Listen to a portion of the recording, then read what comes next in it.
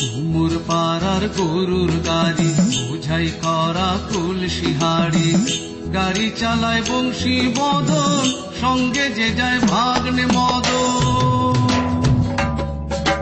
হাট বসেছে শুক্রবারে বক্সিগঞ্জে পদ্মা পারে, জিনিসপত্র জুটিয়ে এনে গ্রামের মানুষ বেচে কিনে।